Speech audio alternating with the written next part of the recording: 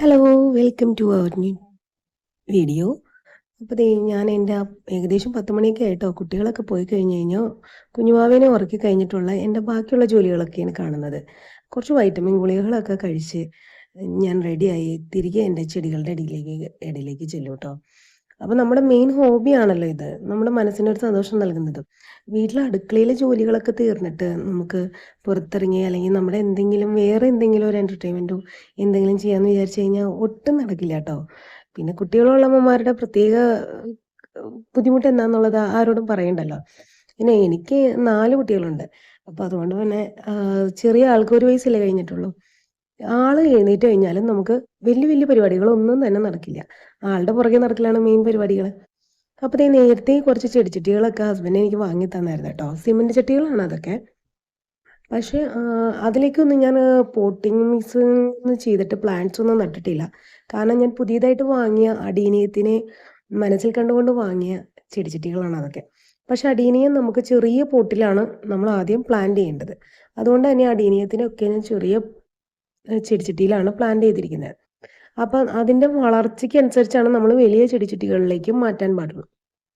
പക്ഷെ എന്നാലും എനിക്ക് ആ ചെടിച്ചട്ടിയിൽ നിൽക്കുന്നത് കാണാൻ ഭയങ്കര ആഗ്രഹമായതുകൊണ്ട് തന്നെ ആ ചെടിച്ചട്ടികളൊക്കെ വീണ്ടും ഞാൻ നിരത്തി വെച്ചിട്ട് അതിൻ്റെ ഉള്ളിലേക്ക് ഞാൻ ആ പോട്ട് ഇറക്കി വെച്ചേക്കുവാണ് കാണുന്നത്.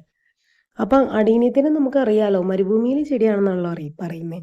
മരുഭൂമിയിലെ ചെടിക്ക് അധികം വെള്ളമൊന്നും പാടില്ല. അപ്പോൾ ഏകദേശം നമ്മുടെ ഫ്രണ്ടിൽ ആ ഒരു ചെറിയ ഷീറ്റ് വർക്ക് ഉണ്ട്. ആ ഷീറ്റ് വർക്കിൻ്റെ അവിടെ കുറച്ച് അത്യാവശ്യം നന്നായിട്ട് വെയിലും വരുന്നുണ്ട് കേട്ടോ. അപ്പോൾ അവിടേക്ക് സ്പെഷ്യലായിട്ട് അടീനിയം മാത്രമായിട്ട് ഞാൻ നീക്കി വെച്ചിരിക്കുകയാണ്. അത് കഴിഞ്ഞിട്ടാണ് കേട്ടോ ഞാൻ ബാക്കിയുള്ള ചെടികളൊക്കെ. അപ്പോൾ ഈ നമ്മുടെ ജമന്തി തൈകളാണ് കേട്ടോ കാണുന്നത്. ഏകദേശം ഞാൻ ഓണത്തിൻ്റെ സമയത്ത് വാങ്ങിയ ജമന്തി തൈകളാണ്. അത്യാവശ്യം എല്ലാ വെറൈറ്റീസും തന്നെ ഞാൻ കളക്ട് ചെയ്തിട്ടുണ്ടെന്നാണ് എനിക്കിപ്പോൾ തോന്നുന്നത്. ഞാൻ കണ്ടിരിക്കുന്ന എല്ലാ ജമന്തികളും തന്നെ ഇപ്പം എൻ്റെ കയ്യിലുണ്ട്. അപ്പം ഞാൻ ഒരു യെല്ലോ ജമന്തിയാണ് ആദ്യം വാങ്ങിയിരുന്നത്. അത് കഴിഞ്ഞിട്ട് പിന്നെ ബാക്കിയുള്ള കളറുകളെല്ലാം തന്നെ ഒരുമിച്ച് വാങ്ങുകയാണ് ചെയ്തത്. അപ്പോൾ ആദ്യം വാങ്ങിയ യെല്ലോ ജമന്തി ഞാനൊരു ചട്ടിയിലേക്ക് മിക്സ് ചെയ്ത് നട്ടിട്ടുണ്ടായിരുന്നു. പോട്ടി മിക്സൊക്കെ കൊടുത്തിട്ട് നട്ട് വെച്ചിട്ടുണ്ടായിരുന്നു. അപ്പോൾ അതിൻ്റെ ഗ്രോത്ത് വരുന്നുണ്ട്. ബാക്കിയെല്ലാം തന്നെ ഞാൻ റിപ്പോർട്ട് ചെയ്തിട്ടില്ല. പക്ഷേ പൂക്കളൊക്കെ ഞാൻ കട്ട് ചെയ്ത് കളഞ്ഞിട്ടുണ്ടായിരുന്നു കേട്ടോ ഉണങ്ങിയ സമയത്ത്.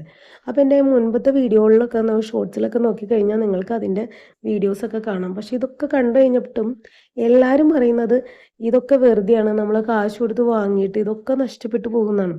പക്ഷെ ഞാൻ പരാജയപ്പെട്ടിരിക്കുന്നത് ആകെ നമ്മുടെ ചൈനീസ് വാൽസ്യം ചെടികളിലാട്ടോ.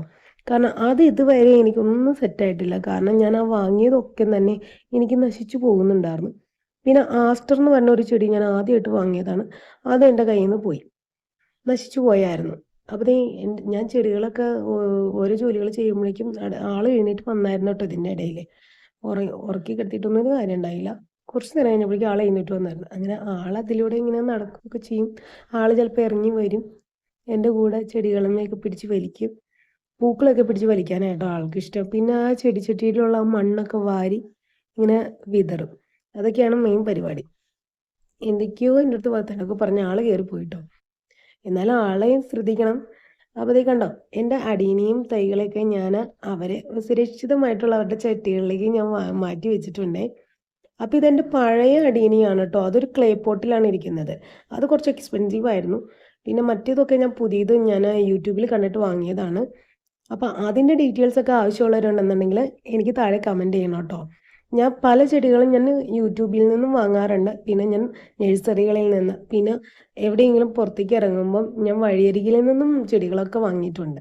അപ്പോൾ ഇത് എൻ്റെ അടീനിയത്തിൽ പൂക്കളൊക്കെ വിടർന്നേക്കണം കേട്ടോ. ഇതിന് മുമ്പ് വേറൊരു പൂവുണ്ടായിട്ടുണ്ട്. അപ്പോൾ അതൊക്കെ എൻ്റെ ഇതിന് മുമ്പത്തെ ഷോർട്സ് വീഡിയോയിൽ നോക്കിക്കഴിഞ്ഞാൽ നിങ്ങൾക്ക് കാണാവുന്നതാണ്.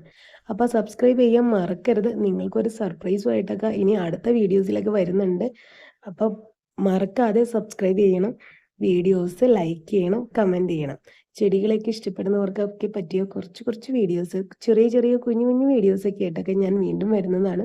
അപ്പോൾ ഈ വീഡിയോസൊക്കെ ഇഷ്ടപ്പെട്ടു എന്ന് ഞാൻ വിചാരിക്കുന്നു. ഇനി ഇതിനൊക്കെ പൂക്കളായിട്ടുള്ള വീഡിയോസൊക്കെ ഞാൻ വീണ്ടും ഇടുന്നതാണ് കേട്ടോ. ഓക്കെ.